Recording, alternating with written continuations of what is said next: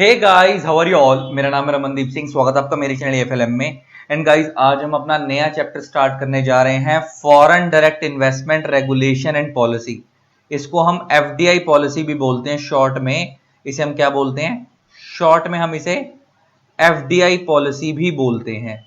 इस चैप्टर को FDI policy भी बोलते हैं। क्या है ये, बड़े ध्यान से सुनना और तुम्हारा बेस क्लियर करने वाला। पहली बात तो ये कि चैप्टर ये बहुत टेक्निकल चैप्टर है, सीखने को बहुत कुछ है, लेकिन नॉर्मल बच्चे के ना दिमाग में एकदम से घुसता नहीं, क्योंकि इसमें इंटरनेशनल एंगल आ जाता है। बात करेंगे एग्जाम के हिसाब से भी इंपॉर्टेंट है, इंडस्ट्री के हिसाब से तो बहुत ज्यादा इंपॉर्टेंट है। पहले इसको समझने से पहले ना मैं एक बेस बनवा रहा हूं, उसके बाद बात करेंगे। इस चैप्टर को अभी मैं बुक से पढ़वाऊंगा ही नहीं। अभी कम से कम मेरे हिसाब से 35-40 मिनट अभी इस चैप्टर का एक बेस बनाएंगे, उसके बाद इसको बुक से पढ़ेंगे। ठीक है ना?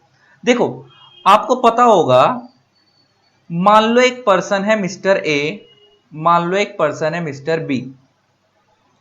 मान लो मिस्टर ए इंपोर्टर है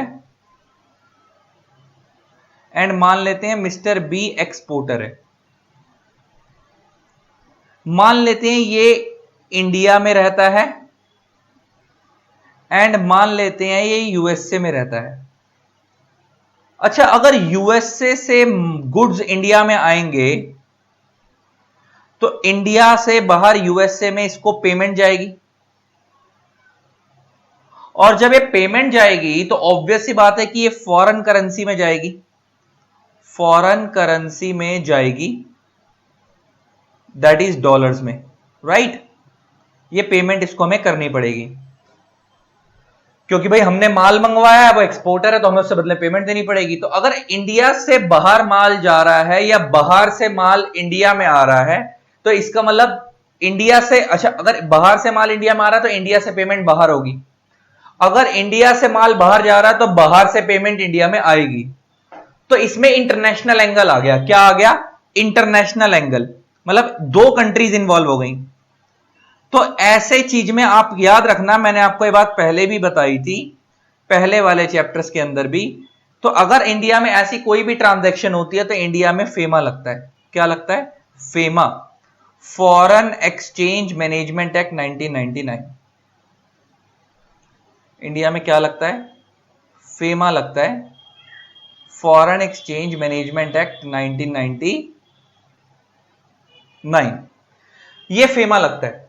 मतलब याद रख लो, दिमाग में बिठा लो, इंटरनेशनल एंगल जैसे ही आ जाएगा टच। देखो, अगर इंडिया से इंडिया में ही ट्रांजैक्शन हो रही है, इंडिया का बंदा इंडिया में ही पैसे दे रहा है, तो फेमा का कोई लेन देन नहीं है। कोई फॉरेन का बंदा फॉरेन में ही पैसे लेन देन कर रहा है, गुड्स का लेन देन कर रहा है, फेमा का कोई लेन देन नहीं है।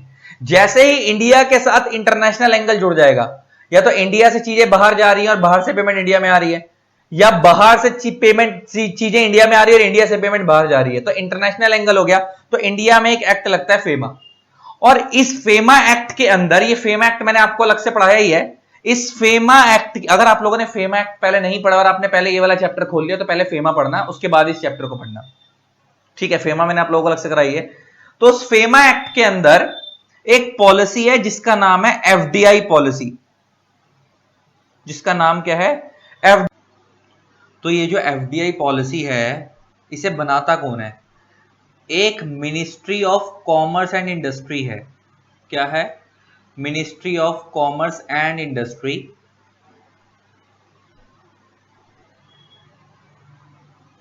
उसके अंदर एक डिपार्टमेंट है जिसका नाम है डीपीआईआईटी।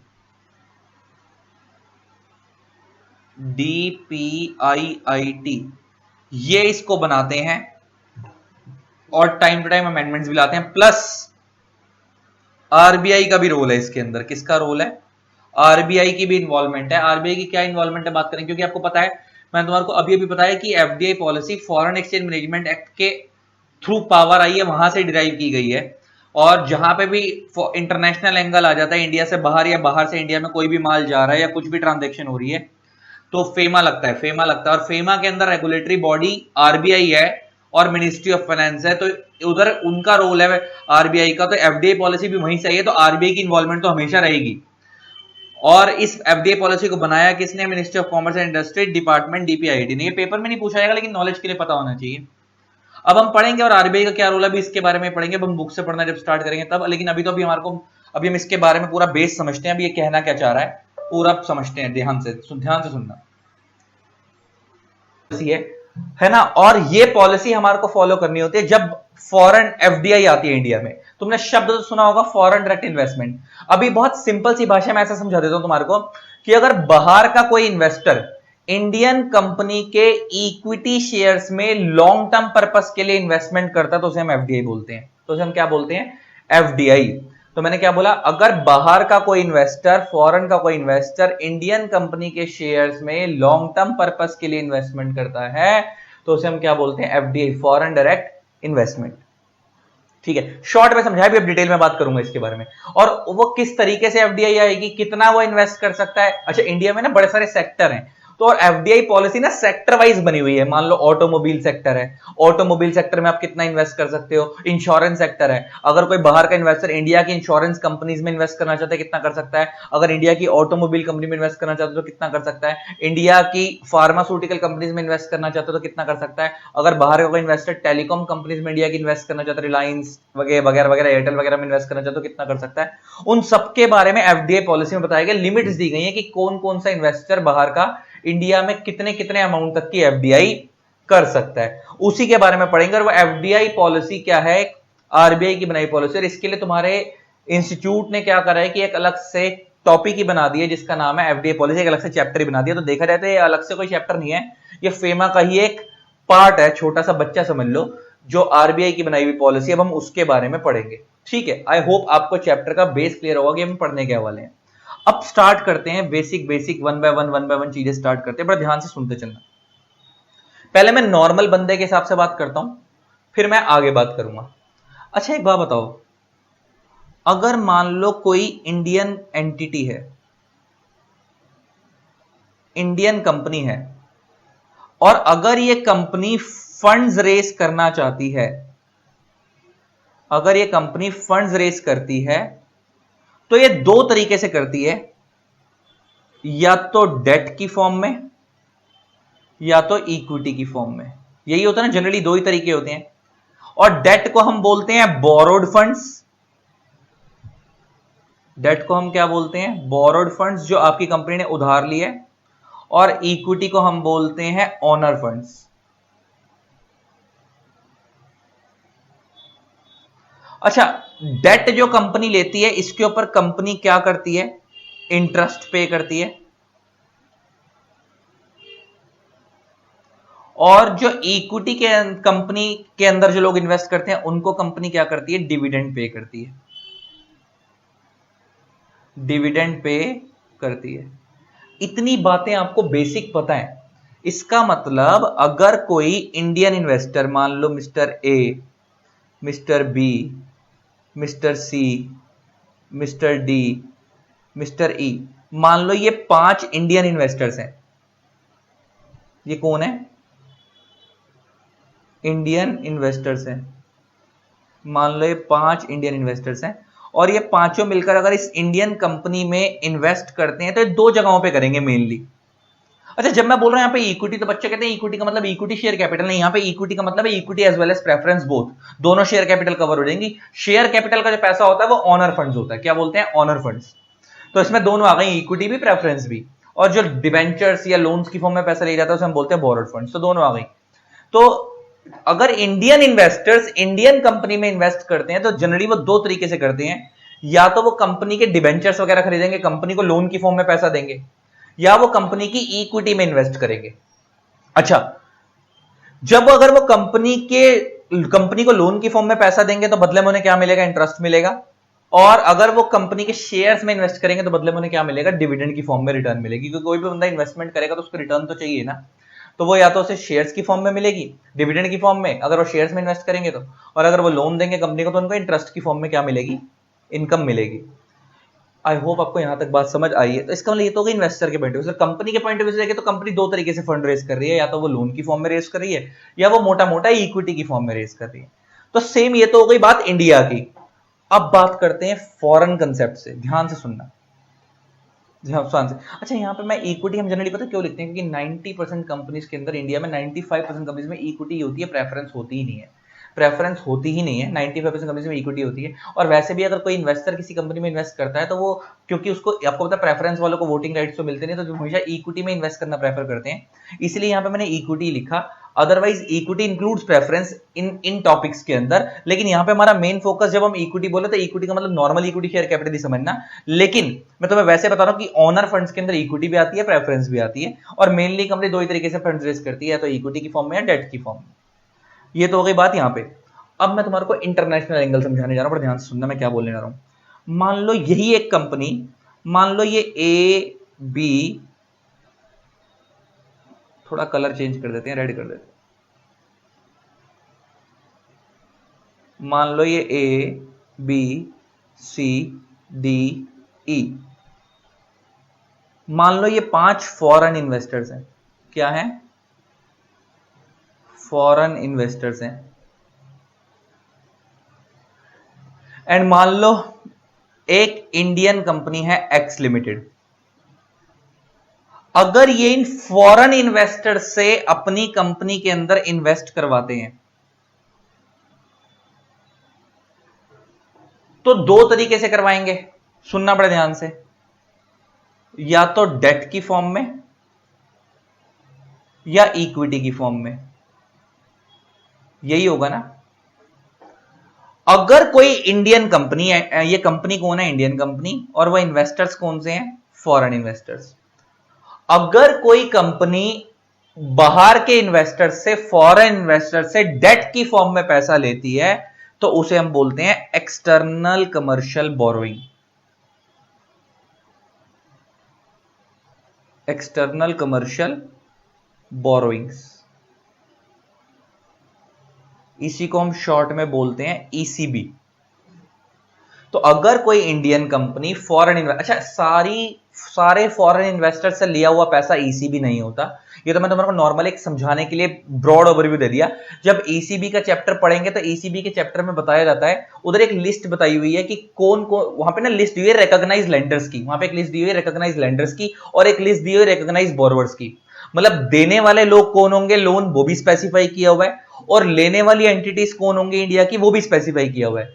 तो जो देने वाले लोग हैं वो रिकॉग्नाइज्ड लेंडर्स हैं, और जो लेने वाले लोग हैं वो रिकॉग्नाइज्ड बोरोवर्स हैं। तो जब रिकॉग्नाइज्ड लेंडर्स रिकॉग्नाइज्ड बोरोवर्स को लोन देंगे, वो जो लिस्ट बताई हुई है, तभी वो ईसीबी कहलाता है।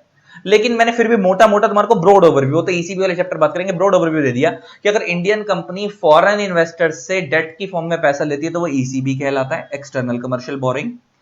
और अगर इंडियन कंपनी फॉरेन इन्वेस्टर्स से इक्विटी की फॉर्म में पैसा ले रही है तो दो चीजें देखी जाएंगी यहां पे, इक्विटी की फॉर्म में देखी जाएंगी दो चीजें। क्या वो इन्वेस्टमेंट लॉन्ग टर्म के लिए है, लॉन्ग टर्म के लिए है, और जो लोग इन्वेस्टमेंट कर रहे हैं उनका मेन ऑब्जेक्टिव कंपनी को कंट्रोल करना है, उनका मेन ऑब्जेक्टिव कंट्रोल करना है कंपनी को, तो ऐसी इन्वेस्टमेंट को हम बोलते हैं foreign direct investment. Foreign direct investment, FDI, FDI, ठीक है जी। एंड अगर उनका जो ऑब्जेक्टिव है वो शॉर्ट टर्म है, क्या है? Short term. अगर बाहर वाले इन्वेस्टर्स ने इन्वेस्टमेंट करी है लेकिन शॉर्ट टर्म पर्पस के लिए करी है, एंड उनका मेन ऑब्जेक्टिव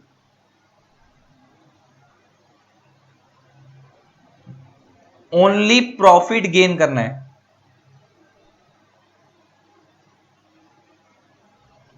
तो ऐसी इन्वेस्टमेंट को हम बोलते हैं पोर्टफोलियो इन्वेस्टमेंट। क्या बोलते हैं? Portfolio investment. हां भाई, कहानी समझ आ गई? तो मैंने क्या बोला, जैसे इंडियन कंपनी इंडियन इन्वेस्टर से पैसा लेती है तो दो तरीके से लेती है, या तो डेट की फॉर्म में, या शेयर कैपिटल की फॉर्म में, इक्विटी की फॉर्म में। सेम ऐसे ही अगर इंडियन कंपनी बाहर वालों से भी पैसा लेगी तब भी वो दो ही तरीके से लेगी, या डेट की फॉर्म में लेगी या इक्विटी की फॉर्म में लेगी। अगर डेट की फॉर्म में लेगी तो उसे हम क्या बोलते हैं? External commercial borrowings. अगर इक्विटी की फॉर्म में लेगी तो हमें यह देखना पड़ेगा कि वो इन्वेस्टमेंट लॉन्ग टर्म पर्पस के लिए की गई है या शॉर्ट टर्म पर्पस के लिए की गई है। अगर उन्होंने लंबे समय के लिए 5 साल 10 साल 8 साल के लिए लगाई है इन्वेस्टमेंट, और उनका मेन एम उस कंपनी को कंट्रोल करना है, मेन एम प्रॉफिट कमाना है, प्रॉफिट तो बाय डिफॉल्ट वो कमा ही लेंगे, लेकिन मेन एम उनका कंट्रोल करना है कंपनी को, तो ऐसी इन्वेस्टमेंट को हम बोलते हैं फॉरेन डायरेक्ट इन्वेस्टमेंट, एफडीआई। और अगर उनका मेन एम उस कंपनी को कंट्रोल करना नहीं है, उनका खाली इतना ही एम है कि वो पैसा लगा रहे हैं, जैसे ही उस कंपनी का शेयर का प्राइस बढ़ेगा वो बेच के भग लेंगे, मतलब 3 महीने में बढ़े, 6 महीने में बढ़े, जैसे उनकी मर्जी मुताबिक शेयर का प्राइस बढ़ेगा वो बेच के भग लेंगे, तो ऐसी इन्वेस्टमेंट को हम बोलते हैं पोर्टफोलियो इन्वेस्टमेंट। एंड जो लोग इस पोर्टफोलियो इन्वेस्टमेंट लगाते हैं उन्हीं को हम बोलते हैं फॉरेन पोर्टफोलियो इन्वेस्टर्स। जो लोग इन्वेस्टमेंट करते हैं उन्हें हम क्या बोलते हैं? Foreign portfolio investors, FPIs. कभी इनके बारे में तुमने सुना भी होगा, कहीं ना कहीं शब्द सुना भी होगा, फॉरेन पोर्टफोलियो इन्वेस्टर्स। हाँ भाई, कहानी समझ आ रही है? ठीक है, तो हमने क्या बात करी?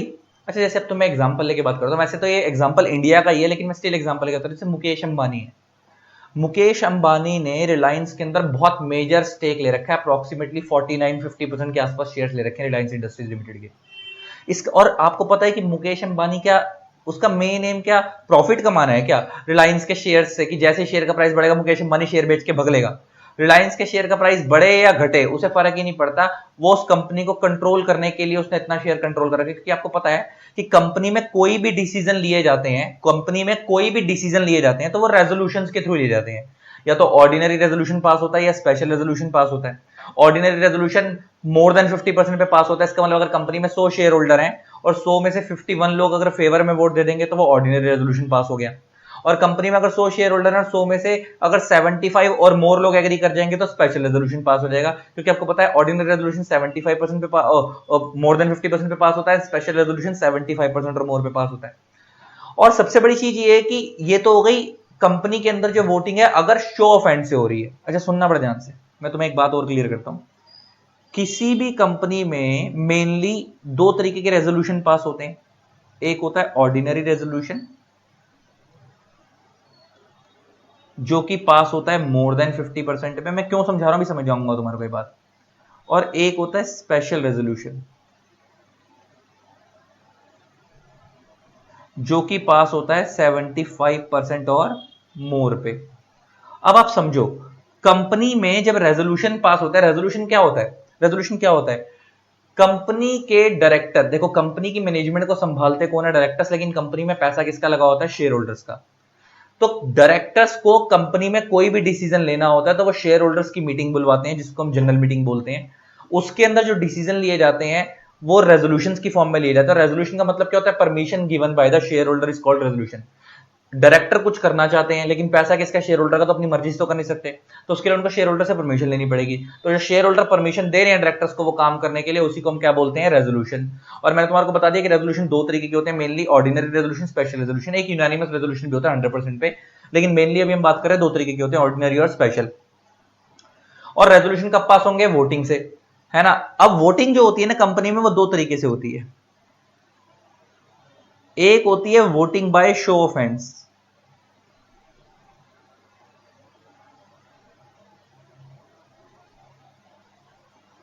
एंड एक होती है वोटिंग बाय पोल। एक होती है voting by show of hands and एक होती है voting by poll. Show of hands का मतलब होता है 1 man is equal to 1 vote,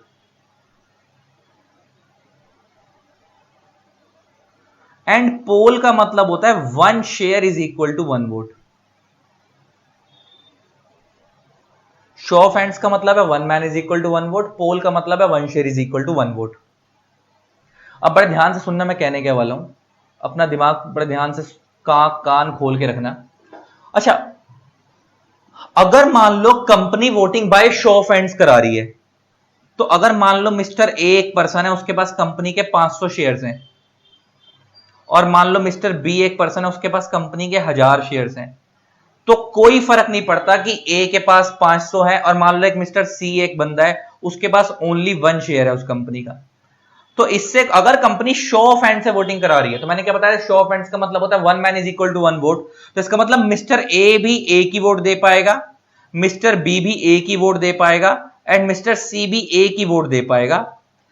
तीनों की वोटिंग में कोई फर्क नहीं पड़ेगा, क्योंकि यहां पे हम बंदों को गिन रहे हैं, शेयर्स को नहीं गिन रहे। शो ऑफ हैंड्स के केस में बंदों को गिना जाता है, शेयर्स को नहीं गिना जाता। तो अगर company voting show off hand से करा रही तो हर बंदे के पास ए की वोट है, ए की वोट का अधिकार है। इससे फर्क नहीं पड़ता कि उसके पास कितनी शेयर होल्डिंग है, सबको इक्वल ट्रीटमेंट मिलेगा। लेकिन अगर ये तो कौन सा वाला केस हो गया, शो ऑफ हैंड्स वाला केस। लेकिन अगर कंपनी वोटिंग बाय पोल करा रही है, कंपनी वोटिंग कैसे करा रही है, बाय पोल, तो इसका मतलब अगर मान लो मिस्टर ए के पास 500 शेयर्स हैं तो मिस्टर ए 500 वोट दे सकता है, क्योंकि पोल के अंदर 1 share is equal to 1 vote होता है। मिस्टर बी के पास मान लो अगर 1000 शेयर्स हैं तो मिस्टर बी 1000 वोट दे सकता है।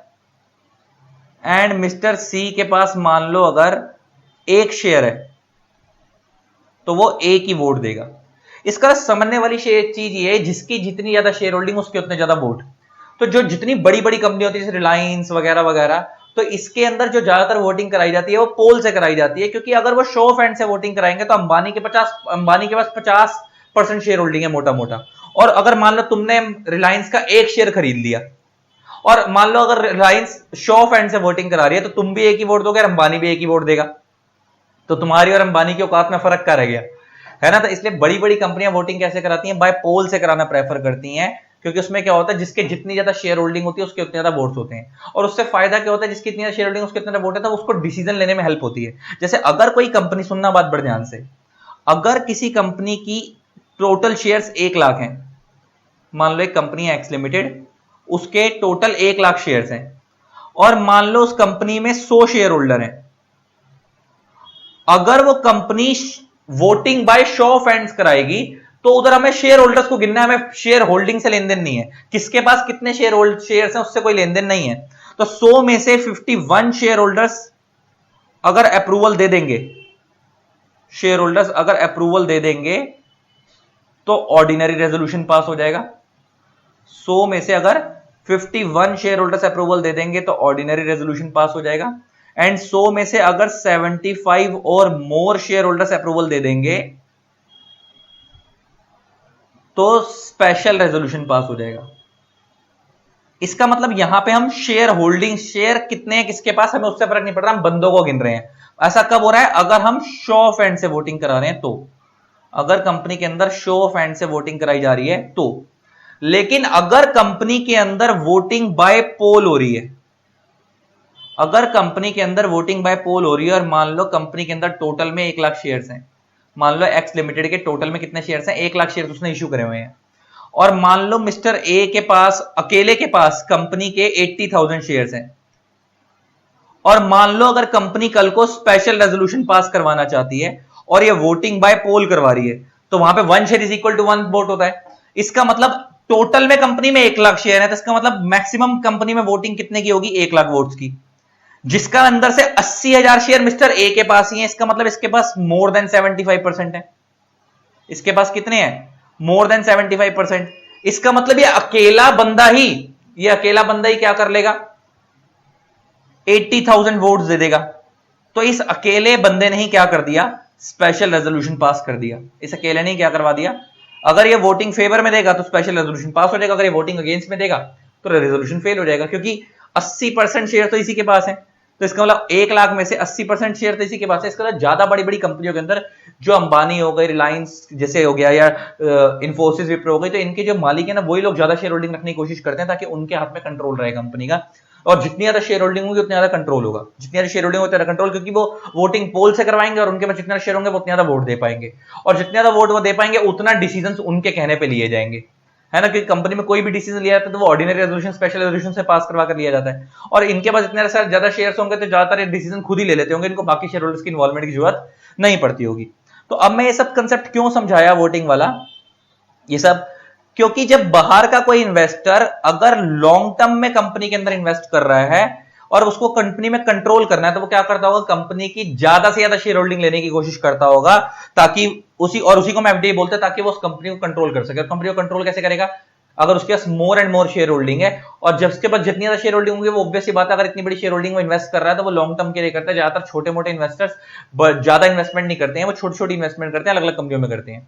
जो अगर कोई बहुत बड़ा इन्वेस्टर एक ही कंपनी में इन्वेस्ट कर रहा है, इसका उसका उस कंपनी में कंट्रोल करने का मोटिव है, और आप पे जितनी ज्यादा शेयर होल्डिंग होगी आप उतनी ज्यादा उस कंपनी को क्या कर पाओगे, कंट्रोल कर पाओगे, है ना। और तो अब हमें इसका मुकेश अंबानी उस कंपनी को, रिलायंस को क्या कर रहा है, कंट्रोल कर रहा है। रिलायंस को क्या कर रहा है, कंट्रोल करके उसकी ज्यादा शेयर होल्डिंग है, क्योंकि अच्छा ज्यादा शेयर होल्डिंग कंट्रोल कैसे कर रहा है, क्योंकि वो ज्यादा वोटिंग दे पाएगा तो रेजोल्यूशन उसी के कहने पे पास होंगे, मतलब रेजोल्यूशन में ज्यादा से उसकी होगी, क्योंकि जितने ज्यादा वोट होंगे उतने ज्यादा वो वोट्स दे पाए, जितने ज्यादा शेयर्स होंगे उतने ज्यादा वो वोट्स दे पाएगा। तो ये पूरा हमारे को बेस समझ आ गया। तो एफडीआई क्या होता है आपको समझ आ गया। तो अगर बाहर की कंपनी इंडिया, बाहर के इन्वेस्टर्स, अच्छा वो इन्वेस्टर कोई इंडिविजुअल भी हो सकता है, कोई कंपनी भी हो सकती है बाहर की, अगर बाहर के इन्वेस्टर इंडियन कंपनी के अंदर लॉन्ग टर्म पर्पस के लिए इन्वेस्टमेंट कर रहे हैं, उनका मेन एम कंट्रोल पाना है, तो हम उसे एफडीआई बोलेंगे, फॉरेन डायरेक्ट इन्वेस्टमेंट।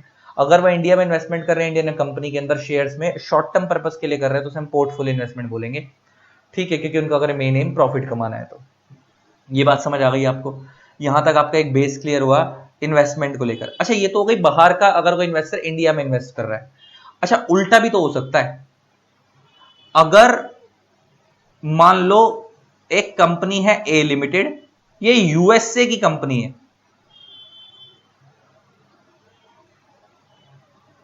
ये यूएसए की कंपनी है, और अगर मान लो एक पर्सन है एक्स वाई जेड, ये तीनों इंडियन इन्वेस्टर्स हैं, ये तीनों कौन है, इंडियन इन्वेस्टर्स हैं, एंड ये तीनों इस कंपनी में इन्वेस्ट करना चाहते हैं, मतलब इंडियन इन्वेस्टर्स यहां पे इन्वेस्ट कर रहे हैं उस कंपनी के शेयर्स में, बाहर की कंपनी के शेयर्स में, तो इसे हम बोलते हैं overseas direct investment.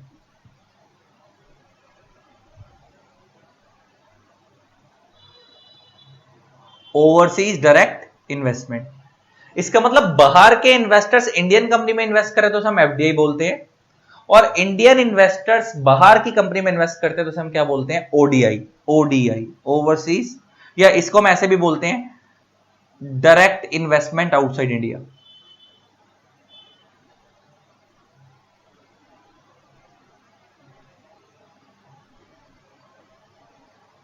And short में बोले तो ओडीआई, तो ओवरसीज डायरेक्ट इन्वेस्टमेंट। तो इसको हम समझे तो इसका ऐसे समझो कि अगर हम सीधी सी भाषा में समझे तो डायरेक्ट इन्वेस्टमेंट एक शब्द होता है, डायरेक्ट इन्वेस्टमेंट, और डायरेक्ट इन्वेस्टमेंट का मतलब ही क्या होता है, किसी कंपनी में लॉन्ग टर्म पर्पस के लिए इन्वेस्ट करना, लॉन्ग टर्म पर्पस के लिए इन्वेस्टमेंट करना, ताकि आप उस कंपनी को क्या कर सको, कंट्रोल कर सको। तो this is called direct investment, और ये दो तरीके की होती है, दो तरीके की होती है। एक है कि अगर हम इंडिया से इन्वेस्टमेंट अब्रॉड कर रहे हैं,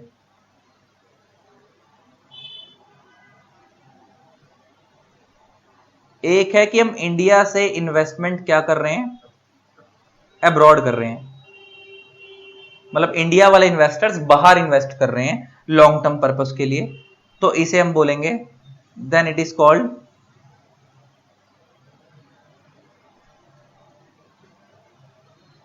ओवरसीज डायरेक्ट इन्वेस्टमेंट,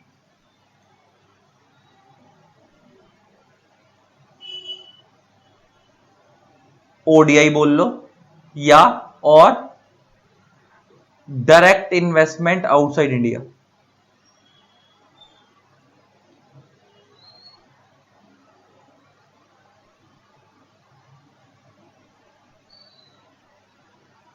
एंड अगर इन्वेस्टमेंट अब्रॉड से इंडिया में आ रही है, अब्रॉड से इन्वेस्टमेंट इंडिया में आ रही है, एरो समझ रहे हो ना, वहां पे इंडिया से अब्रॉड जा रही थी इन्वेस्टमेंट, इंडिया के लोग बाहर इन्वेस्ट कर रहे थे, अगर अब्रॉड से इन्वेस्टमेंट इंडिया में आ रही है,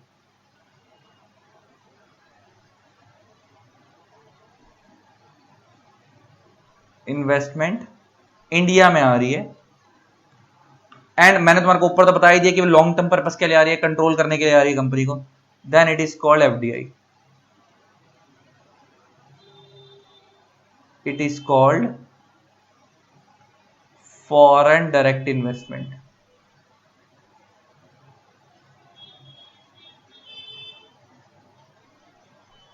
शॉर्ट में बोले तो एफडीआई। अल्टीमेटली हमारा जो अभी फोकस है वो इस टॉपिक पे, एफडीआई पे, और इसके लिए हम क्या पढ़ने वाले हैं, एफडीआई पॉलिसी, जो कि किसने बनाई है, आरबीआई ने बनाई है। आई होप आपको एक बहुत अच्छा खासा एफडीआई का बेस क्लियर होगा। अभी भी मैं इस चैप्टर को बुक से नहीं पढ़ाऊंगा, अभी भी बहुत कुछ समझाना है मेरे को, लेकिन स्टिल आपका एक अच्छा खासा ये बेस बना है यहाँ पे अभी आपको। अब आगे बढ़ेंगे तो अच्छा, हमारा फोकस यहाँ नहीं, और मैंने तुम्हारे को बताया कि जब भी इंडिया से इन्वेस्टमेंट बाहर जाएगी या बाहर से इंडिया में आएगी तो एक एक्ट जरूर लगेगा, फेमा। तो फेमा तो इन दोनों ही केस में लगेगा, यहां भी लगेगा यहां भी लगेगा, दोनों ही केस में फेमा तो अट्रैक्ट होगा। फेमा तो दोनों जगह अट्रैक्ट होगा, फॉरेन एक्सचेंज मैनेजमेंट एक्ट दोनों जगह अट्रैक्ट होगा। अभी आपने पढ़ाई था, बाहर से इंडिया में आए, इंडिया से बाहर जाए। बस फर्क क्या है कि जब बाहर से इंडिया में आएगी लॉन्ग टर्म पर्पस के लिए, कंट्रोल के लिए, तो उसके लिए फेमा ने अलग से पॉलिसी बना रखी है, फेमा एक्ट के अंदर आरबीआई ने, जिसका नाम है एफडी पॉलिसी। अब हम उसी के बारे में पढ़ रहे हैं और अभी हमारा जो फोकस है वो इस टॉपिक पे होगा। अब और आगे चर्चा करते हैं एफडीआई के बारे में, और चीजें समझते हैं। अब और आगे बढ़ते हैं गाइस, एफडीआई को लेकर और चर्चा करते हैं, कुछ बातें करते हैं। इंडिया में जब आप एफडीआई करते हो तो इधर ना एक टर्म यूज होती है सेक्टर, इधर एक टर्म यूज होती है सेक्टर। यहां पे सेक्टर का मतलब है इंडस्ट्री, यहां पे सेक्टर का मतलब क्या है, इंडस्ट्री। मान लो अगर आप कोई बाहर का बंदा इंडिया में एफडीआई लगा रहा है, इंडिया की इंडियन कंपनी के शेयर्स में इन्वेस्ट कर रहा है, तो हम अगर मान लो वो ऑटोमोबाइल इंडस्ट्री में पैसा लगा रहा है, अगर मान लेते हैं वो ऑटोमोबाइल इंडस्ट्री में, अच्छा ऑटोमोबाइल तो एक वाइडर टर्म हो गया ना, ऑटोमोबाइल इंडस्ट्री में बड़ी सारी कंपनी आ गई। अगर एग्जांपल लेके बात करें इंडिया के, तो ऑटोमोबाइल बजाज हो गया, है ना, हीरो मोटोकॉर्प हो गया, है ना, मारुति सुजुकी हो गया, टाटा मोटर्स हो गया, ये सब ऑटोमोबाइल इंडस्ट्री के अंदर आती हैं। तो अगर वो ऑटोमोबाइल इंडस्ट्री में पैसा लगा रहा है तो हम ये नहीं बोलेंगे वो ऑटोमोबाइल इंडस्ट्री में पैसा लगा रहा है, हम बोलेंगे वो ऑटोमोबाइल इंडस्ट्री के सेक्टर में पैसा लगा रहा है, ऑटोमोबाइल सेक्टर में पैसा लगा रहा है।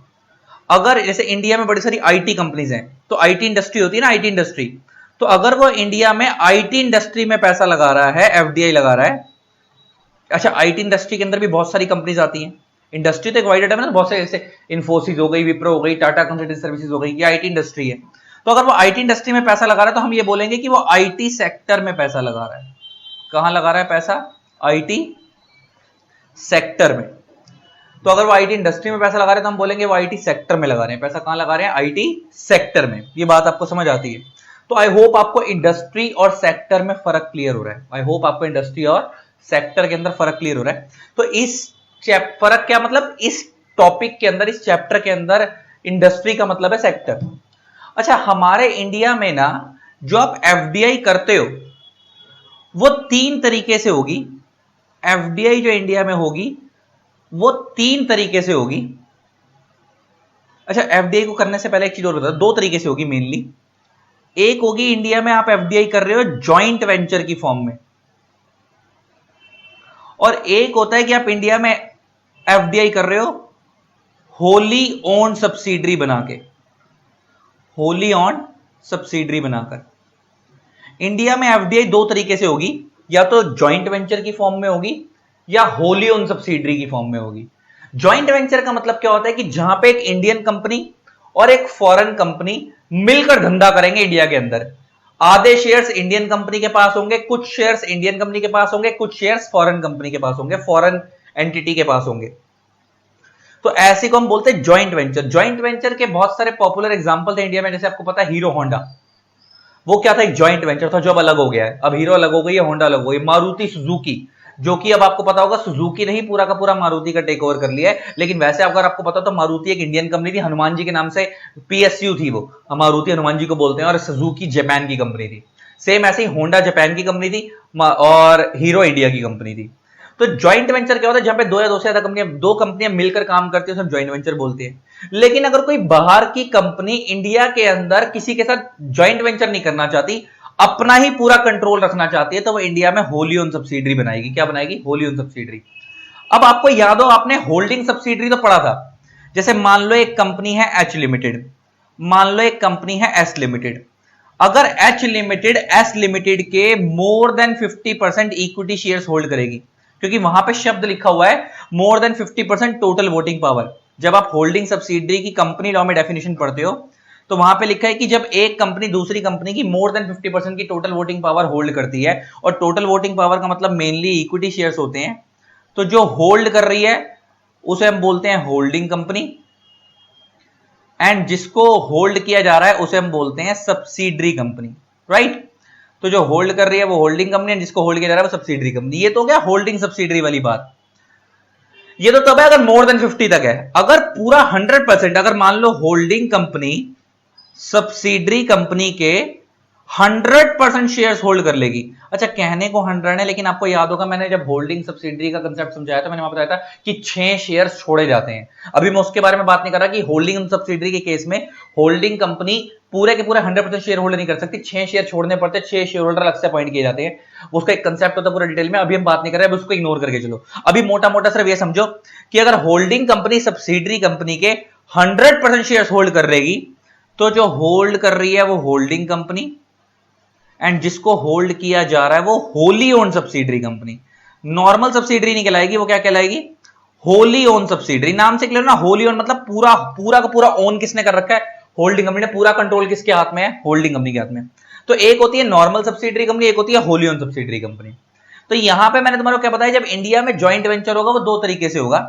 वो होगा या तो सॉरी, इंडिया में जब एफडीआई आएगी वो दो तरीके से आएगी, या तो वो ज्वाइंट वेंचर की फॉर्म में आएगी या वो होली ओन सब्सिडरी की फॉर्म में आएगी, अगर कोई बाहर की कंपनी इंडियन कंपनी में इन्वेस्ट करती है। अब ये ज्वाइंट वेंचर की फॉर्म में कब आएगी और होली ओन सब्सिडरी की फॉर्म में कब आएगी, मैं उसके बारे में बात करता हूं। हमारे ना लॉ के अंदर ना इधर ना क्या हुआ है कि अलग अलग सेक्टर के ऊपर ना लिमिट दी हुई है। कुछ सेक्टर के ऊपर लिमिट लगी हुई है एंड कुछ सेक्टर्स के ऊपर लिमिट नहीं लगी हुई। कुछ सेक्टर पे लिमिट लगी हुई है, कुछ सेक्टर पे लिमिट नहीं लगी हुई। जैसे एग्जांपल लेके बात करते हैं, इंश्योरेंस सेक्टर। इंश्योरेंस सेक्टर में लिमिट लगी हुई है 74% की। इंश्योरेंस सेक्टर में 74% की लिमिट लगी हुई है एफडीआई की। पहले ये 49% थी, तुम्हारे को भी दिखा भी देता हूं नीचे की तरफ इंश्योरेंस सेक्टर की लिमिट। पहले ये 49 थी, बाद में अमेंडमेंट आई थी तो लिमिट चेंज हो गई थी और उसकी जगह 49 की जगह 74 हो गई थी। तो मैं थोड़ा सा नीचे चलते हैं। अभी नीचे की तरफ ना बहुत सारी आएंगी, लिमिट्स आ जाएंगी, तुम्हारे को पढ़ाई जाएगी किस किस सेक्टर में कितनी कितनी लिमिट है। ये रही, आ गई लिमिट्स, अभी आने वाली लिमिट्स। लिमिट्स कहाँ है?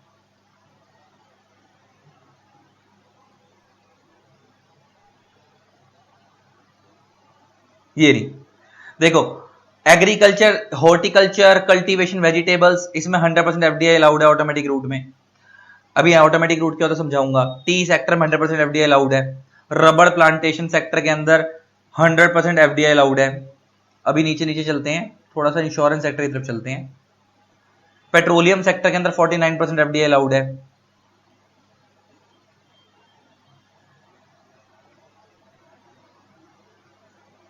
Direct to home DTA sector में 100% एफडीआई अलाउड है।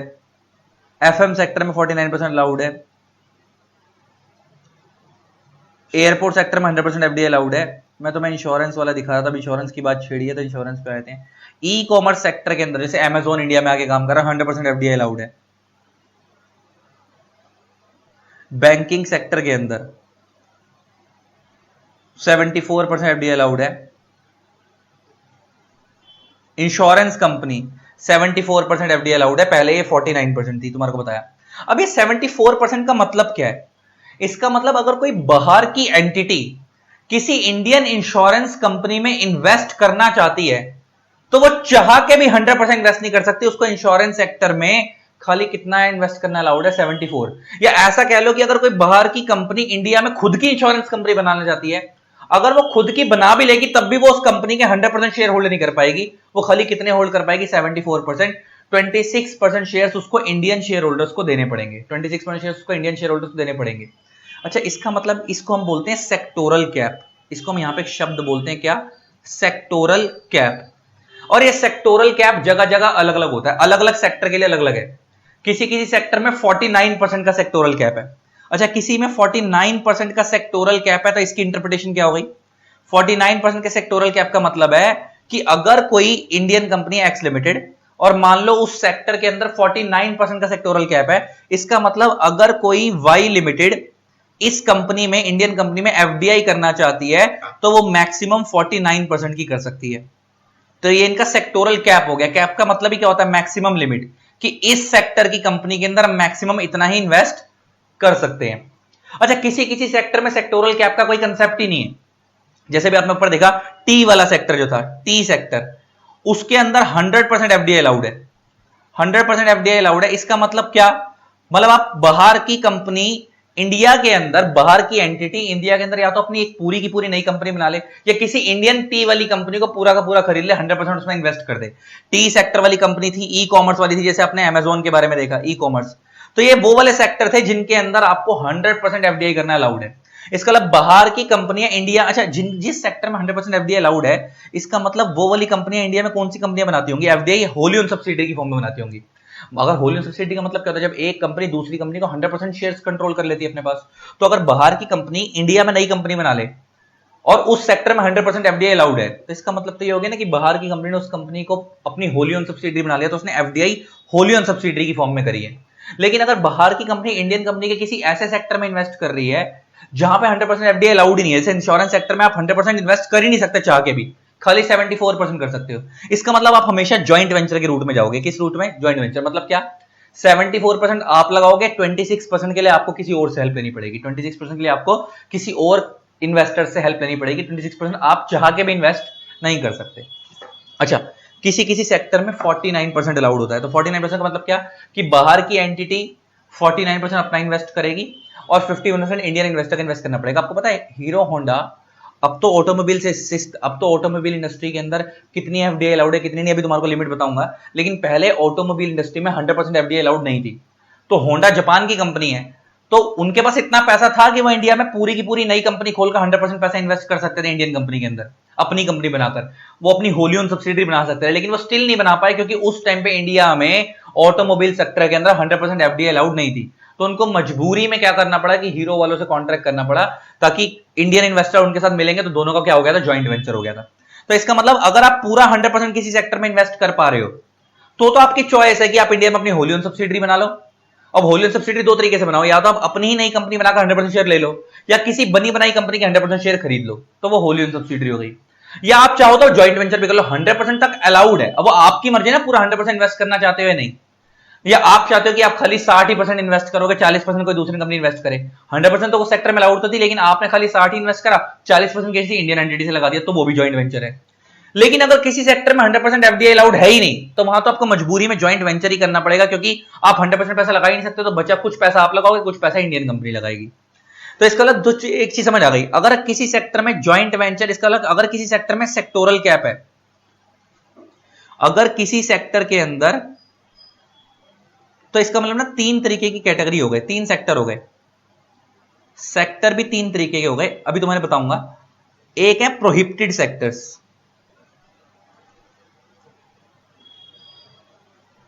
ये वो सेक्टर है where no FDI is allowed, where no FDI is allowed, यहां पे एफडीआई अलाउड ही नहीं है। एक है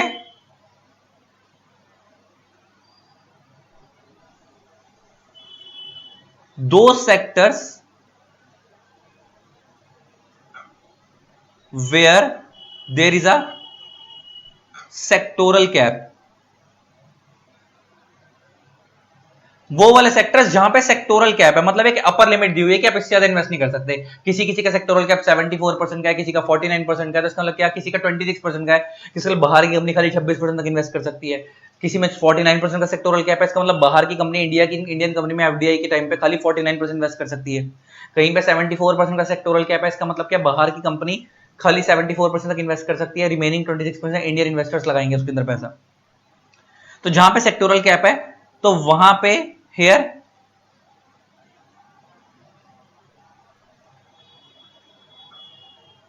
FDI can be formed only through joint venture। आपको joint venture करके ही आप FDI कर सकते हो, आप 100% होली ऑन सब्सिडी तो नहीं बना सकते, क्योंकि जब 100% अलाउड ही नहीं है तो आप होली ऑन सब्सिडी बनाओगे कैसे? होली ऑन सब्सिडी तो कब बनती है? जब आप 100% इन्वेस्ट कर सको, वो अलाउड ही नहीं है। तीसरा है दो sectors where there is no sectoral cap, जहां पे सेक्टोरल कैप का कोई चक्कर ही नहीं है। और अगर किधर किसी जगह पे सेक्टोरल कैप का कोई चक्कर ही नहीं है, तो here FDI can be made formed की जगह वर्ड आएगा मेड।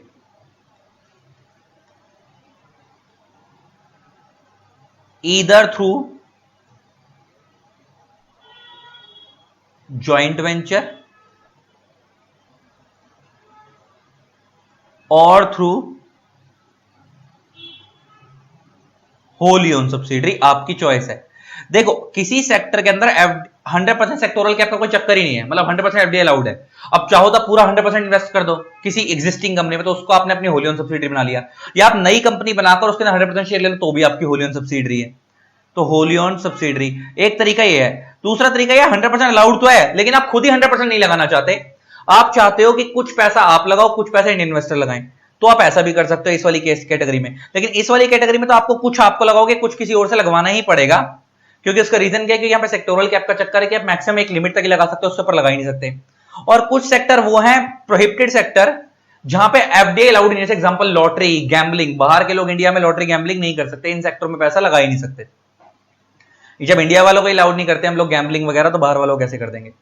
तो ये हो गई भाई सेक्टर्स वाली बात, कहां कहां एफडीआई लग सकता है, किस तरीके से लगती है, जॉइंट वेंचर और वो मैंने तुम्हारे को सब बताया है ना, कहां अलाउड है कहां नहीं अलाउड, किस तरीके से हो सकती है, सेक्टोरल कैप क्या होता है, ये सब आपको बेस क्लियर हो गया। अब इसको बुक से पढ़ना शुरू करेंगे तो आपको मजा आएगा, है ना। एक अच्छा खासा आपका ओवरव्यू हो गया। तो अब आपका एफडीआई का गाइस बहुत अच्छा बेस बन चुका है। अब हम एफडीआई पॉलिसी को बुक से पढ़ना स्टार्ट करते हैं। लेकिन एक बात और कर लेता हूं, जब भी बाहर से एफडीआई इंडिया में आती है ना, जब भी फॉरेन डायरेक्ट इन्वेस्टमेंट बाहर से इंडिया में आती है, इन्वेस्टमेंट जिसको हम एफडीआई बोलते हैं, बाहर से इंडिया में आती है, तो उसको लाने के दो रूट्स होते हैं। क्या होते हैं? दो रूट्स। एक होता है ऑटोमेटिक रूट, एक होता है अप्रूवल रूट। एक होता है ऑटोमेटिक रूट एंड एक होता है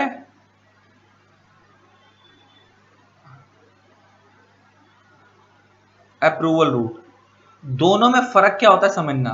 देखो हमारे इंडिया में कुछ सेक्टर ऐसे हैं जहां पे आप एफडीआई कर सकते हो और आपको उसमें गवर्नमेंट से कोई अप्रूवल लेने की जरूरत नहीं है, आप डायरेक्टली इन्वेस्टमेंट कर दो इंडिया में उस सेक्टर के अंदर, सिर्फ सरकार को बता दो कि आपने इन्वेस्टमेंट करी है। एग्जांपल लेके बात करते हैं, ऑटोमोबाइल सेक्टर है, या ऐसे बहुत सारे सेक्टर। देखो आपको लिस्ट दिखाता हूं नीचे, जो आपको मैंने दिखाई थी उसमें आगे लिखा हुआ है कौन कौन सेक्टर ऑटोमेटिक में आते हैं और कौन कौन से अप्रूवल में आते हैं।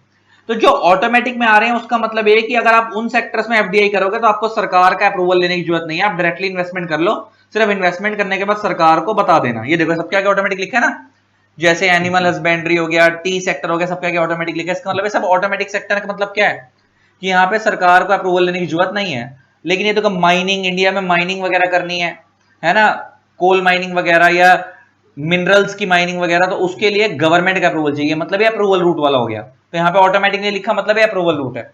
मतलब यहाँ पे आप एफडीआई कर तो सकते हो 100% तक, लेकिन पहले गवर्नमेंट से परमिशन लेनी पड़ेगी। इसका मतलब तुम्हें बताना क्या चाह रहा हूं कि ऑटोमेटिक रूट का मतलब है here no government approval is required,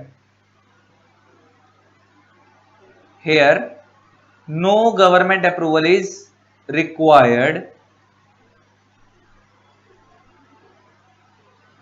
to make FDI in India,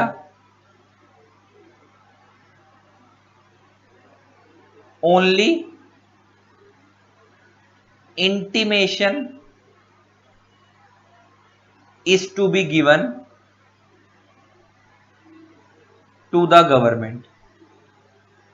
तो क्या मतलब हुआ इसका कि जब आप देखो, एक चीज होती है अप्रूवल, तुम पहले सुनना पड़े ध्यान से। देखो एक शब्द होता है अप्रूवल, एक शब्द होता है इंटीमेशन। आई होप आपको इन दोनों में फर्क क्लियर होता होगा। देखो पहले नॉर्मल एग्जांपल से समझाता हूं। आपकी मम्मी कहती है तू कभी भी बाहर जाएगा या बाहर जाएगी तो मेरे से हमेशा परमिशन लेके जाएगी, मेरे से बिना पूछे नहीं जाएगी। इसका मतलब है अप्रूवल लेने की बात कर रही है। केस 2, मम्मी कहती है जब भी जाएगी मेरे को बता के जाएगी, या जब भी जाएगा मेरे को बता के जाएगा बाहर। मतलब वो ये नहीं कह रहे कि मेरे से परमिशन लियो, लेकिन जहां भी जाएगा मेरे को बता दियो, दैट इज इंटीमेशन। तो आई होप आपको अप्रूवल और इंटीमेशन शब्द में फर्क क्लियर हुआ होगा। अप्रूवल मतलब परमिशन लेनी पड़ रही है आपको बाहर जाने से पहले, लेकिन इंटीमेशन मतलब परमिशन लेनी, खाली बताना है कि हाँ मैं जा रहा हूं, बात खत्म। तो सेम यहां पे भी बात ये हो रही है। ऑटोमेटिक रूट का मतलब है कि जब कोई बाहर का बंदा इंडिया में एफडीआई करेगा तो उसको गवर्नमेंट अप्रूवल लेने की जरूरत नहीं है, कोई परमिशन नहीं लेनी, खाली इंटीमेशन देना है कि भाई मैंने एफडीआई कर दी है इस कंपनी में। ये किस सेंस में बात हो रही है? उन सेक्टर्स की बात हो रही है जिन सेक्टर्स के अंदर ऑटोमेटिक रूट से एफडीआई अलाउड है। तो उन सेक्टर्स के अंदर जिनमें ऑटोमेटिक रूट से एफडीआई अलाउड है, तो वहां पे आपको सरकार को सिर्फ बताना है, आपको सरकार से परमिशन लेने की जरूरत नहीं है कि आपने एफडीआई करी है। अप्रूवल रूट के अंदर हेयर आपको क्या करना पड़ेगा? Here approval of concern ministry. अच्छा, इंडिया में बड़ी सारी मिनिस्ट्री है। एग्जांपल आप मान लो कोल माइनिंग के लिए इंडिया में परमिशन लेना, कोल माइनिंग की किसी कंपनी में इन्वेस्ट करना चाहते हो तो आपको मिनिस्ट्री ऑफ कोल से परमिशन लेनी पड़ेगी, है ना। तो ऐसे अलग अलग मिनिस्ट्रीज बनी है, बड़ी सारी मिनिस्ट्री इंडिया की, ministry of coal, ministry of petroleum, ministry of finance, ministry of corporate, ऐसे अलग अलग मिनिस्ट्रीज है। तो यहां पे आपको कंसर्न मिनिस्ट्री और गवर्नमेंट से क्या लेना पड़ेगा? Here approval of concern ministry और गवर्नमेंट इज रिक्वायर्ड। इसके अलावा आप एफडीआई तो कर सकते हैं इन सेक्टर्स में भी, मगर आपको क्या करना पड़ेगा? पहले क्या करना पड़ेगा? सरकार से परमिशन लेनी पड़ेगी, मिनिस्ट्री, रिस्पेक्टिव मिनिस्ट्री। मैंने कंसर्न मिनिस्ट्री क्यों लिखा? क्योंकि जिस कंपनी में आप इन्वेस्ट करना चाहते हो ये देखना पड़ेगा कि वो कंपनी किस मिनिस्ट्री के अंडर आती है। देखो, अगर कोई नॉर्मल कंपनी है तो वो मिनिस्ट्री ऑफ कॉर्पोरेट अफेयर्स के अंदर आएगी, कोई टेलीकॉम वाली कंपनी है तो वो मिनिस्ट्री ऑफ टेलीकॉम के अंदर आएगी, कोई इंश्योरेंस कंपनी है तो वो आईआरडीए और इंश्योरेंस रेगुलेटरी डेवलपमेंट अथॉरिटी एक ईडा है उसके अंदर आएगी और उनकी एक अलग मिनिस्ट्री है।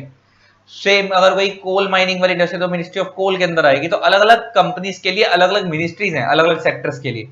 तो कौन सी कंपनी किस सेक्टर में आएगी तो डिपेंड करता है कि अगर आप किसी ऐसे सेक्टर में इन्वेस्टमेंट कर रहे हो जो कि अप्रूवल रूट में फॉल कर रहा है, आपको देखना पड़ेगा कि कौन सी है। एक बहुत बड़ी लिस्ट डली हुई है एफडीआई पॉलिसी के साथ ही, जब आप देखोगे, चेक करोगे तो आपको एफडीआई के रिलेटेड जब आप रूल्स पढ़ोगे तो वहां पे लिस्ट दी हुई है और वहां पे लिमिट बताई हुई है कि कौन कौन सी कंपनियां कितना इन्वेस्ट कर सकती हैं और वो ऑटोमेटिक रूट में कर सकती हैं या अप्रूवल रूट में कर सकती हैं। तो जहां ऑटोमेटिक रूट में कर सकती है वहां तो बात ही खत्म हो गई, आप इन्वेस्ट कर दो। अगर बाहर की कंपनी उस सेक्टर में इन्वेस्ट करना चाहते हैं ऑटोमेटिक रूट में, जितनी भी लिमिट तक अलाउड है कर लो, कोई दिक्कत नहीं है। आपको खाली सरकार को बताना है कि आपने इन्वेस्टमेंट करी है, अप्रूवल लेने की जरूरत नहीं है। लेकिन अगर आप किसी ऐसे सेक्टर में इन्वेस्ट कर रहे हो जहां पे सरकार ने अप्रूवल लेने की बात करी हुई है, गवर्नमेंट अप्रूवल रिक्वायर्ड है, तो पहले आप अप्रूवल लोगे उसके बाद ही आप इन्वेस्ट करोगे, वरना इन्वेस्ट नहीं करोगे। तो आई होप आपको ये दोनों शब्द क्लियर हो गए होंगे, ऑटोमेटिक रूट और अप्रूवल रूट। और तीसरा शब्द होता है, एक तीसरा सेक्टर और होता है, वो होता है प्रोहिबिटेड सेक्टर। वो मैंने आपको ऊपर ही जिक्र कर लिया था कि जहां पे आप इन्वेस्टमेंट कर ही नहीं सकते, ना तो अप्रूवल रूट से ना ऑटोमेटिक रूट से। मतलब ले देखिए कहानी खत्म है। कुछ सेक्टर्स ऐसे हैं जहां पे आप बिल्कुल भी इन्वेस्ट नहीं कर सकते, आपको इन्वेस्ट करना अलाउड ही नहीं है। उनके बारे में भी हम बुक में पढ़ेंगे, उन्हें बोलते हैं प्रोहिबिटेड सेक्टर, पेपर में आता भी है वो, लाइक लॉटरी, गैम्बलिंग वगैरह वगैरह, चिट फंड, हम उनके बारे में पढ़ेंगे डिटेल में। तो वो ऐसे सेक्टर्स है जहां पे आप इन्वेस्टमेंट कर ही नहीं सकते, एफडीआई कर नहीं सकते, ना तो ऑटोमेटिक रूट से ना अप्रूवल रूट से। तो जो प्रोहिबिटेड सेक्टर्स है उनको छोड़कर जो बचे हुए सेक्टर है उसके अंदर आप एफडीआई कर सकते हो दो रूट से, या तो ऑटोमेटिक अप्रूवल, ये डिपेंड करेगा। और ऑटोमेटिक अप्रूवल का मतलब क्या है, होप आपको समझ आ गया। ऑटोमेटिक रूट में आपको सरकार की परमिशन लेने की जरूरत नहीं है, खाली इंटीमेशन देना सरकार को। अप्रूवल रूट के अंदर जब आप इन्वेस्ट करोगे तो आपको सरकार की परमिशन लेनी पड़ेगी, ठीक है ना। बस यही एक डिफरेंस है दोनों में, और तो कोई खास डिफरेंस नहीं है, ठीक है जी। अब इसको बुक से पढ़ना शुरू करते हैं, क्योंकि ये मैंने इसलिए बताया कि कुछ कुछ टर्मिनोलॉजी ऐसी हैं जो यूज होनी थी बुक में, तो मैंने कहा यूज होनी थी वहां पे तो उससे पहले ही आप लोगों को बता दूं तो वो बेटर है। चलो अब पढ़ते हैं इसको बुक से। देखो भाई, ऊपर चलते हैं वापस और इसको पढ़ते हैं। देखो भाई क्या कह रहा है। अब आपको पूरे इस पेज पे सब कुछ आता होगा, शायद ही ऐसी कोई चीज होगी जो पहले वाले पेज पे जो बता रहा है, इंट्रोडक्शन वाले पेज पे, वो आपको नहीं आती होगी। और आज की केस में तो मैं खाली इंट्रोडक्शन ही करवा रहा हूँ, ज्यादा चीजें नहीं करवा रहा। अगली क्लास से हम डिटेल में इसके डेफिनेशन पोर्शन से और आगे बढ़ेंगे। अब जरा पढ़ना शुरू करो इसको। इंट्रोडक्शन क्या कहता है, बड़े ध्यान से देखना। टू प्रमोट एफडीआई, इस एक्ट का, इस एफडीआई पॉलिसी का ऑब्जेक्टिव क्या है? To promote FDI, the government has put in place an investor friendly policy where in except for a small negative list most sectors are open for 100% FDI under the automatic route. वो कह रहा है कुछ जगहों को छोड़कर almost हर sector के अंदर इंडिया में 100% एफडीआई अलाउड कर दी गई है ऑटोमेटिक रूट में। ये आपको मैंने बताई थी, तुम नीचे लिस्ट पढ़ोगे, बहुत बड़ी लिस्ट दी हुई है। और ऑटोमेटिक रूट क्या होता है आपको पता है कि जहां पे आपको गवर्नमेंट से परमिशन लेने की जरूरत नहीं है। इसका मतलब भारत सरकार, अच्छा ये आपको पता है सब 1991 के बाद हुआ है। आपको पता होगा 1991 से पहले तो आपको पता होगा इंडिया में 1991 में जब न्यू इकोनॉमिक पॉलिसी आई थी, और आपको पता होगा उसके अंदर वो एलपीजी किया गया था, अगर आपको याद हो तो वो बात, एलपीजी, लिबरलाइजेशन, प्राइवेटाइजेशन, ग्लोबलाइजेशन, याद है कुछ बात? Liberalisation, privatisation, globalisation. तो जब ये ग्लोबलाइजेशन किया था सारा कमाल ही उसी की वजह से हुआ है। ग्लोबलाइजेशन का मतलब ही क्या होता है आप लोगों को 11वीं 12वीं में इको में पढ़ाया गया होगा, integrating the domestic economy with the world economy. कि हम ये चाह रहे थे कि अगर बाहर की कंपनी इंडिया में आएंगी और इंडिया की कंपनी बाहर जाएंगी तो एक तो हमारे बाहर की कंट्री से रिलेशन सुधरेंगे, दूसरा रोजगार बढ़ेगा। जब बाहर की कंपनी को इंडिया में आके प्लांट लगाएगी तो क्या इंडिया के लोगों को रोजगार नहीं मिलेगा? बिल्कुल मिलेगा, एम्प्लॉयमेंट बढ़ेगी। तो इस चक्कर में ये सब पॉलिसी वगैरह लाई गई थी। अब ऑब्वियस सी बात है बाहर की कंपनी को इंडिया में इन्वेस्ट करेगी तो अपना कंट्रोल भी चाहेगी, तो उस कंट्रोल करने के लिए उसके लिए कंसेप्ट क्या लाया गया था? एफडीआई का, कि तो उनको एफडीआई करें और उनके लिए ज्यादातर, ताकि वो और ज्यादा से ज्यादा इन्वेस्टमेंट करें, इसलिए ज्यादातर सेक्टर्स के लिए क्या करा? 100% एफडीआई ओपन कर दी कि वो फ्रीली इंडिया में लगाएं। और वो 100% एफडीआई ओपन भी कैसे करी? ऑटोमेटिक रूट में। वो कहता है except for small negative list, का मतलब है कुछ चीजों को छोड़ के। कुछ सेक्टर ऐसे हैं जहां पे आप एफडीआई कर ही नहीं सकते, और कुछ सेक्टर ऐसे हैं जहां पे आप एफडीआई कर सकते हो लेकिन आपको अप्रूवल रूट में जाना पड़ेगा। लेकिन उन सेक्टर्स को लिस्ट दी हुई है, वो लंबी चौड़ी, वो आप पढ़ोगे तो आपको पता लग जाएगा कौन से प्रोहिबिटेड है और कौन से अप्रूवल वाले हैं। लेकिन उनको छोड़कर वो बहुत कम है, वो कुछ ही है। बाकी सारे सेक्टर्स में वो कह रहा है कि सरकार ने क्या कर दिया आज की डेट के अंदर, 100% एफडीआई अलाउड कर दिया है, वो भी ऑटोमेटिक रूट में। तो आपको सरकार की कोई परमिशन लेने की जरूरत नहीं है, सिर्फ एफडीआई करने के बाद सरकार को बता देना, क्योंकि इसमें इंडिया सरकार का ही फायदा है। जब आपको पता होगा जब बाहर से इन्वेस्टमेंट इंडिया में आएगी तो इंडिया में पैसा बाहर की करेंसी में आएगा, तो आपको पता है इंडिया का फॉरेन एक्सचेंज रिजर्व बढ़ेगा। आपको बात पता होगी हर एक कंट्री का एक फॉरेन एक्सचेंज रिजर्व होता है, जिसके अंदर बाहर से जब करेंसी आती है तो जितनी ज्यादा करेंसी आती है उतना उनका फॉरेन एक्सचेंज रिजर्व बढ़ता है। और जितना फॉरेन एक्सचेंज रिजर्व किसी भी कंट्री का बढ़ता है तो वो ये एक इंडिकेटर होता है जिससे ये शो होता है कि कंपनी की, उस कंट्री की इकोनॉमी ग्रो कर रही है ना। और जितना ये मतलब किसी भी कंट्री की इकोनॉमी को ग्रो करने के बड़े सारे फैक्टर्स होते हैं, उसकी जीडीपी है ना, उसका स्टॉक मार्केट कैसी चल रही है, उसी में एक फैक्टर क्या होता है, उसी में एक फैक्टर फॉरेन एक्सचेंज रिजर्व्स भी होते हैं, जिससे ये पता लगता है कि उन कंट्री की फॉरेन एक्सचेंज रिजर्व्स कितने हैं। अगर उस कंट्री के फॉरेन एक्सचेंज रिजर्व्स ज्यादा हैं, इसका मतलब उस कंट्री की इकोनॉमी ग्रो कर रही है, उस कंट्री की इकोनॉमी क्या कर रही है? ग्रो कर रही है। तो और वो ग्रो कैसे होगी? जब बाहर के लोगों को फ्रीडम मिलेगी, वो फ्रीली किसी भी सेक्टर में इन्वेस्ट करेंगे तो ज्यादा उनको टेंशन नहीं होगी ना, वो आराम से आके इन्वेस्ट करेंगे। ज्यादा रूल्स होंगे, ज्यादा कलेश होंगे तो वो इन्वेस्ट करना पसंद नहीं करेंगे। इसलिए समय के हिसाब से इन लोगों ने 100% एफडीआई अलाउ कर दी ऑटोमेटिक रूट के अंदर, कि बाहर की एंटिटियां आए और आराम से मजे से इन्वेस्ट करें, कोई दिक्कत नहीं है। Further the policy on FDI is reviewed on an ongoing basis to ensure that the India remains attractive and investor friendly destination. India attractive रहे। अच्छा उन्होंने क्या करा है? 100% एफडीआई अलाउ क्यों करिए? ताकि इंडिया अट्रैक्टिव रहे। इन्वेस्टर फ्रेंडली डेस्टिनेशन का मतलब है, नाम से क्लियर है, इन्वेस्टर फ्रेंडली, मतलब बाहर के जो इन्वेस्टर इंडिया में इन्वेस्ट करना चाहते हैं उनको ये फ्रेंडली डेस्टिनेशन लगे, मतलब उनको ऐसा लगे कि यार कोई ज्यादा रूल्स नहीं है, ज्यादा कलेश नहीं है, आराम से फ्री माइंड से इन्वेस्ट करो, कोई ज्यादा अप्रूवल लेने की जरूरत नहीं है। Changes are made in the policy after having intensive consultation with the stakeholder, including Apex Industry Chambers Association। अच्छा जो बड़ी बड़ी इंडस्ट्रीज हैं, Apex का मतलब हो गया टॉप मोस्ट इंडस्ट्रीज के जो एसोसिएशंस बनी होती हैं, बड़े बड़े ग्रुप्स हैं, रिलायंस, टाटा, इन सब के अप्रूवल्स भी लिए जाते हैं, इनसे भी ओपिनियन ली जाती है कि बताओ बाहर के इन्वेस्टर्स को कैसे अट्रैक्ट किया जाए इंडिया के अंदर। और कह रहे हैं जो एफडीआई पॉलिसी है सारे सेक्टर्स के ऊपर लगती है, इवन स्मॉल सेक्टर्स। एसएमई का मतलब होता है स्मॉल एंड मीडियम एंटरप्राइजेस, ये छोटी सेक्टर्स, छोटे एंटरप्राइजेस पे भी लगती है, स्मॉल एंड मीडियम एंटरप्राइजेस। तो ये एफडीआई पॉलिसी छोटे सेक्टर्स पे भी लगती है एंड बड़े सेक्टर्स पे भी लगती है।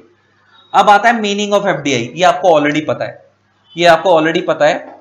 इसका ये जो पढ़ा रहा है तुम्हारे को यहां समझाता हूं। ये कह रहा है कि जब भी कोई फॉरेन एंटिटी, जब भी कोई फॉरेन एंटिटी किसी इंडियन कंपनी में इन्वेस्ट कर रही है, इंडियन कंपनी के इक्विटी शेयर्स में इन्वेस्ट कर रही है एंड इनका main objective long term investment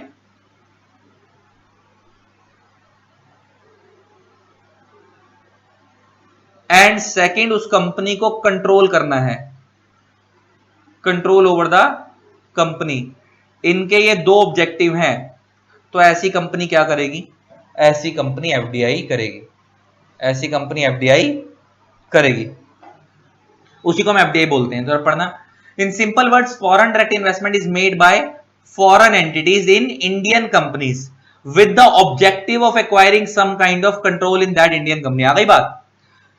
तो एफडीआई क्या है? जब बाहर की एंटिटी इंडियन कंपनी में इन्वेस्ट कर रही है और उनका मेन एम क्या है? उस कंपनी को कंट्रोल करना, तो उसी को हम एफडीआई बोलते हैं। और कह रहा है जब भी कोई एफडीआई इंडिया में होती है तो वो जनरली दो रूट से होती है, तो वो ज्वाइंट वेंचर के रूट से होती है या वो होली ओन सब्सिडरी के रूट से होती है। क्या ये बात आपको ऑलरेडी पता है? बिल्कुल पता है, मैंने आपको ऑलरेडी बताई है। और कह रहा है एफडीआई कोई इंडिविजुअल भी कर सकता है, हु इज अ पीआरओआई। अच्छा, पीआरओआई का मतलब क्या होता है? Person resident outside India, person resident outside India. देखो, एफडीआई कौन कर सकता है? कोई बाहर का नॉर्मल इंडिविजुअल भी कर सकता है इंडिया के अंदर एफडीआई। ऐसा थोड़ी कि कोई बाहर की कंपनी इंडिया में पैसा लगाएगी तभी वो एफडीआई होगा। अगर वो कंपनी इंडिया में पैसा लगाएगी तो तब हम उसे ज्वाइंट वेंचर बोलेंगे या होली ओन सब्सिडरी बोलेंगे, क्योंकि सब्सिडरी शब्द कंपनी के लिए यूज होता है। लेकिन अगर कोई बाहर का इंडिविजुअल, कोई कंपनी नहीं, लेकिन अगर कोई बाहर का इंडिविजुअल किसी इंडियन कंपनी में इन्वेस्ट करना चाहता है तो वो भी एफडीआई कहलाएगा, लेकिन हम उसे ज्वाइंट वेंचर बोलेंगे, लेकिन हम उसे एफडीआई मतलब हम होली ओन सब्सिडरी नहीं बोलेंगे, क्योंकि होली ओन सब्सिडरी भले ही वो 100% भी लगा रहा हो तब भी ये जो बाहर के जो, देखो यहां पे पहले तो शब्द लिखो पर्सन रेजिडेंट आउटसाइड इंडिया। अच्छा, जब हम बोल रहे हैं पर्सन रेजिडेंट आउटसाइड इंडिया, तो पर्सन रेजिडेंट आउटसाइड इंडिया के अंदर इंडिविजुअल भी आएगा, कंपनी भी आएंगी, कुछ भी आ सकता है। तो देखो, एफडीआई ऐसा नहीं कि बाहर की कंपनी ही इंडियन कंपनी में इन्वेस्ट करेगी तो एफडीआई है। कोई बाहर का इंडिविजुअल, कोई बाहर की पार्टनरशिप फर्म, वो लोग भी अगर इंडियन कंपनी में इन्वेस्ट करना चाहते हैं वो भी एफडीआई कहलाएगा, बस वो ज्वाइंट वेंचर कहलाएगा, वो होली ओन सब्सिडरी नहीं कहलाएगा। होली ओन सब्सिडरी या नॉर्मल सब्सिडरी कब कहलाते हैं?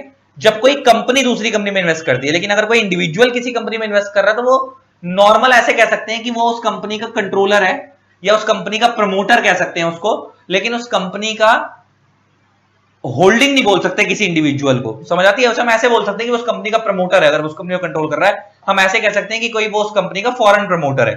तो अगर कोई मान लो कोई इंडिविजुअल किसी कंपनी के अंदर 100% एफडीआई करता है, बाहर का बंदा कोई इंडिविजुअल कर रहा है, तो वो इंडिविजुअल उस कंपनी का प्रमोटर कहलाएगा। हम ये नहीं बोलेंगे कि वो इंडिविजुअल उस कंपनी की होल्डिंग कंपनी है। लेकिन अगर वही 100% इन्वेस्टमेंट कोई कंपनी करेगी तो हम ये बोलेंगे कि वो होल्डिंग कंपनी है, जिसमें इन्वेस्ट किया जा रहा है वो होली ओन सब्सिडरी है। बात समझ आ रही मैं क्या बोल रहा हूं? ये लो, आपको आई होप आपको क्लियर हो गया होगा। अगर कोई मिस्टर ए है, ये फॉरेन इन्वेस्टर है, और मान लो एक कंपनी है ए लिमिटेड, ये एक कंपनी है, ये फॉरेन की कंपनी है। अगर ये एक मान लो कंपनी एक्स लिमिटेड यहां पे भी, एंड मान लेते हैं कंपनी एक्स लिमिटेड यहां पे भी, अगर ये बंदा इस कंपनी के अंदर 100% इन्वेस्टमेंट कर रहा है तो हम इसको होली ओन सब्सिडरी नहीं बोलेंगे, हम इसको क्या बोलेंगे? प्रमोटर बोलेंगे। मिस्टर ए को क्या बोलेंगे? प्रमोटर। कि भाई ये प्रमोटर है, इसने इंडिया के 100% इन्वेस्टमेंट करी है एफडीआई के रूट से, तो वो इस कंपनी का फॉरेन प्रमोटर हो गया। लेकिन अगर कोई बाहर की कंपनी इस इंडियन कंपनी में इन्वेस्ट कर दी है, जो एक्स लिमिटेड है, कौन है? Indian company. लेकिन अगर ये फॉरेन कंपनी इंडियन कंपनी में इन्वेस्ट करती है, 100% इन्वेस्ट करती है, तो ये एफडीआई, और एफडीआई करती है तो ये कहलाएगी होल्डिंग कंपनी। इसका मतलब होल्डिंग सब्सिडरी का रिलेशन तब होता है जब एक कंपनी दूसरी कंपनी में इन्वेस्ट करती है, और ये कहलाएगी होली ओन सब्सिडरी कंपनी।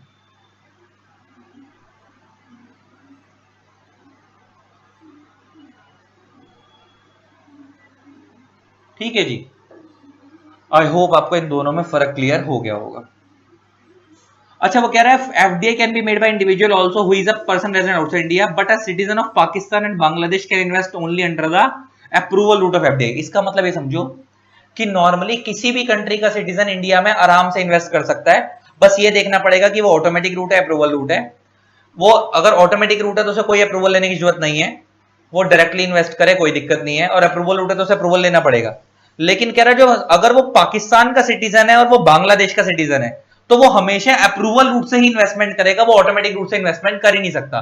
मतलब आप ऐसे समझो कि पाकिस्तान के और बांग्लादेश के सिटीजन अगर इंडिया में इन्वेस्ट करते हैं तो अगर कोई इंडिया में नॉर्मली ऑटोमेटिक रूट है कि अगर कोई इन दोनों कंट्रियों को छोड़ के अगर कोई ऐसा सेक्टर है कि जिसमें अगर कोई दूसरी कंट्री का बंदा इन्वेस्ट करता तो वो ऑटोमेटिक रूट में कर सकता था, ये लोग उसमें भी ऑटोमेटिक रूट में नहीं कर सकते, इनको तब भी अप्रूवल लेना पड़ेगा, क्योंकि आपको पता है पाकिस्तान और बांग्लादेश से हमारे रिलेशन ज्यादा अच्छे नहीं है, ये फॉरेन कंट्रीज और इनसे हमारे ज्यादा अच्छे रिलेशन नहीं है, इसलिए इनको अलाउ तो कर दिया इन्वेस्टमेंट करना, लेकिन ऑलवेज अप्रूवल रूट से।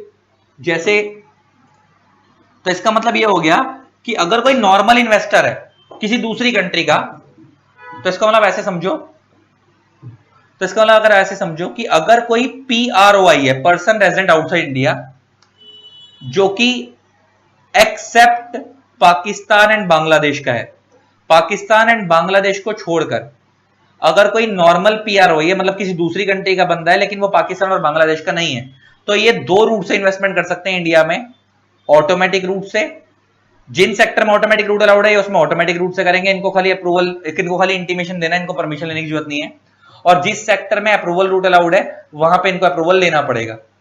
लेकिन अगर कोई ऐसा PROI है जो कि सिटीजन है पाकिस्तान एंड बांग्लादेश का, जो कि citizen of Pakistan and Bangladesh है,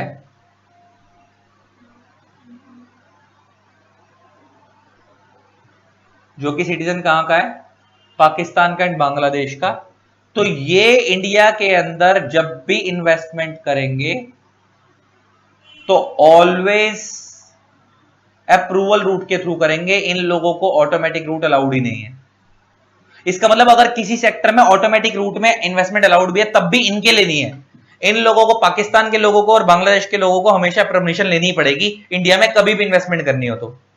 लेकिन अगर इन दो कंट्री को छोड़ के कोई बाकी कंट्री के लोग हैं तो इनके पास ये लोग देखेंगे कि ऑटोमेटिक रूट में इन्वेस्टमेंट करनी है या अप्रूवल में करनी है।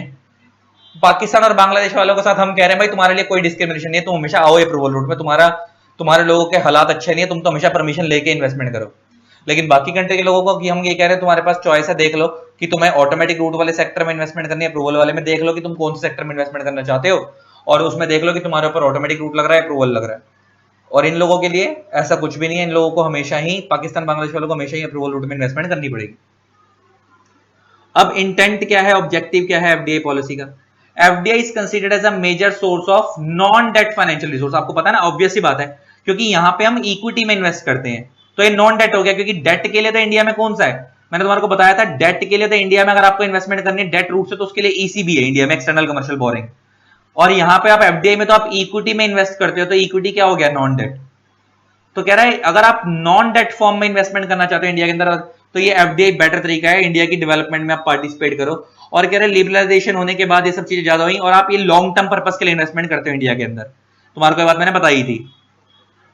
और नीचे बोल रहा है कि FDI करने का फायदा क्या, इंडिया के अंदर डोमेस्टिक ग्रोथ होगी, टेक्नोलॉजी बढ़ेगी, स्किल बढ़ेगी, इकोनॉमी ग्रो होगी।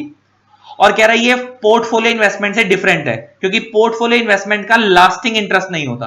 अच्छा, पोर्टफोलियो इन्वेस्टमेंट आपको पता है शॉर्ट टर्म के लिए होती है, लास्टिंग इंटरेस्ट का मतलब होता है long term interest. Lasting interest का मतलब क्या होता है, लॉन्ग टर्म इंटरेस्ट। मैंने तुम्हारे को बताई थी ये बात सारी, अब आपको ऑलरेडी क्लियर है। अगर आप लॉन्ग टर्म के लिए इन्वेस्टमेंट कर रहे हो तो FDI है, अगर आप शॉर्ट टर्म के लिए कर रहे हो तो पोर्टफोलियो इन्वेस्टमेंट है। तो और वो यही कह रहा है कि जो FDI है वो फॉरेन पोर्टफोलियो इन्वेस्टमेंट से डिफरेंट है। क्यों डिफरेंट है? क्योंकि फॉरेन पोर्टफोलियो इन्वेस्टमेंट का लॉन्ग टर्म इंपैक्ट नहीं होता, क्योंकि वो तो शॉर्ट टर्म के लिए की जाती है फॉरेन पोर्टफोलियो इन्वेस्टमेंट तो, लेकिन आपको पता है FDI तो लॉन्ग टर्म के लिए की जाती है।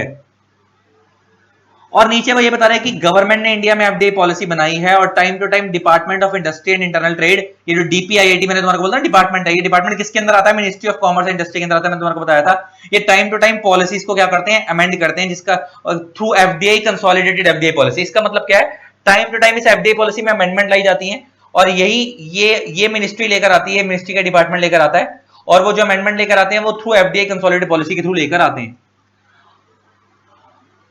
ठीक है जी। प्लस इसके अलावा टाइम टू टाइम कह रहा है नोट्स, सर्कुलर्स, प्रेस रिलीज वगैरह वगैरह बहुत सारी इशू की जाती है जो मिनिस्ट्री ऑफ फाइनेंस इशू करती है।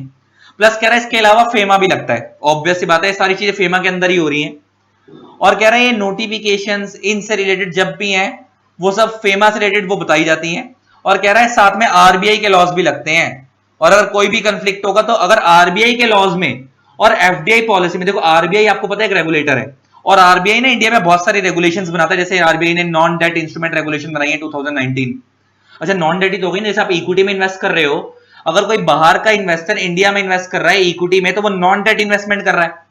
तो नॉन डेट इन्वेस्टमेंट के लिए इंडिया में आरबीआई ने खुद की रेगुलेशंस बनाई हुई है, जिसका नाम है foreign exchange management mode of payment and reporting non debt instrument regulation 2019, जो कि आरबीआई ने बनाई है।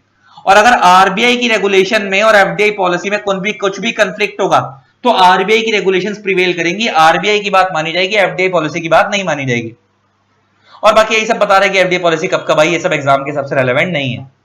मेन अब डेफिनेशन पोर्शन स्टार्ट होने वाला है, जिसको हम आज की क्लास से नहीं कर रहे हैं, और ये डेफिनेशन ऑलरेडी मैंने आपको वैसे फेमा वाले चैप्टर में करवाई है, लेकिन स्टिल अब अगली क्लास में जब बढ़ेंगे तो डेफिनेशन से ही स्टार्ट करेंगे और आगे बढ़ेंगे, ठीक है ना। बहुत सारी डेफिनेशन आपको आती भी हैं, लेकिन अगली क्लास में बढ़ेंगे तो उसके ऊपर बात करेंगे।